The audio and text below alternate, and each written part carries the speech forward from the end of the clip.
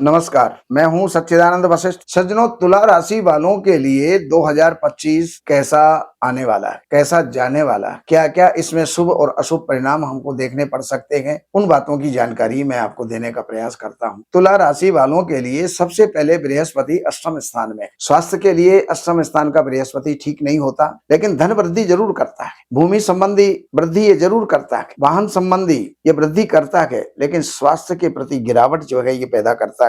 और ये स्थिति आपकी बनी रहेगी 15 मई तक। 15 मई के बाद बृहस्पति आपका जो है राशि परिवर्तन कर जाएंगे। भाग्य की वृद्धि होगी, दूर की यात्राएं होंगी, विदेश की यात्रा भी संभव है, और जो भी कार्य करेंगे वो सफलता की तरफ आगे बढ़ता चला जाएगा। अच्छा जो है मन रहेगा, अच्छी बुद्धि रहेगी, अच्छे विचार रहेंगे। पढ़ने वालों के लिए शिक्षा के अंदर प्रगति और विजय की प्राप्ति निश्चित है। अब ये बृहस्पति ये आपको अपने बताया, राहु आपके छठे स्थान में जो 19 मई तक यहाँ पर रहेंगे, तो 19 मई तक का जो समय है ये आपके लिए रोगों का निवारण, कर्जों का निवारण, शत्रुओं का निवारण देने वाला है। लेकिन आपके कारोबार में कहीं ना कहीं कुछ ना कुछ विक्षेप ये जरूर डालेगा, उसका आपको ख्याल रखना चाहिए। घर कुटुंब के अंदर भी कोई ना कोई परेशानी आपको चल रही होंगी, लेकिन वो सारी परेशानियां 19 मई के बाद में वो समाप्त हो जाएंगी। 19 मई को राहु पंचम स्थान में आ जाएगा। लेकिन अब पढ़ने वालों को सावधानी की आवश्यकता। पढ़ने वाले आलसी हो जाएंगे,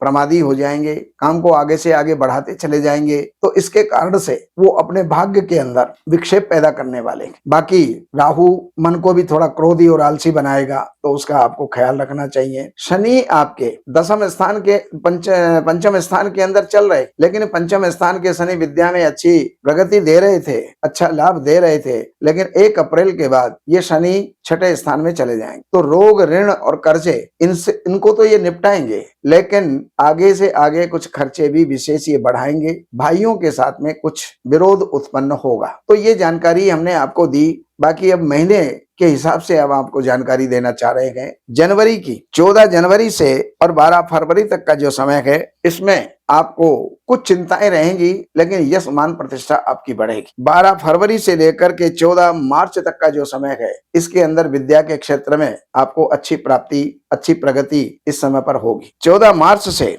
और 13 अप्रैल तक का जो समय है, इसमें आपके रोग, ऋण, कर्जे मिटेंगे। कुछ ना कुछ विवादों के अंदर आपको सफलता भी प्राप्त होगी, विजय भी आपको प्राप्त। 13 अप्रैल से और 14 मई तक का जो समय है, इस समय पर कोई नया व्यापार हो सकता है, सगाई संबंध हो सकते हैं, नया मित्र कोई मिल सकता है, नया पार्टनर कोई ना कोई मिल सकता है जो आपके कारोबार को आगे बढ़ाएगा। 14 मई से और 14 जून तक का जो समय है, इसके अंदर स्वास्थ्य के प्रति आपको जागरूक रहना होगा। आपको स्वास्थ्य गिर सकता है, तो इस समय पर लंबी दूरी की यात्राओं को आप जो है ना करें। छोटी छोटी यात्राएं हो तो आप कर सकते हैं। और इस समय पर भी आपको जो है गुड़ का दान या गुड़ जल के अंदर प्रवाहित करवाना या गेहूं गाय को खिलाना, ये कार्य आपको करना चाहिए। 14 जून से लेकर के 14 जुलाई तक का जो समय है, 16 जुलाई तक का जो समय है, ये आपके लिए पद की वृद्धि और बाकी यात्राओं से लाभ ये देने वाला होगा। ये क्रम से 3 महीने यानी 16 सितंबर तक आपको बहुत बढ़िया जाएगा। रुके हुए कार्य जितने भी है उनको इस समय पर पूर्ण कर लो, ये समय है आपका। इस समय अगर आपने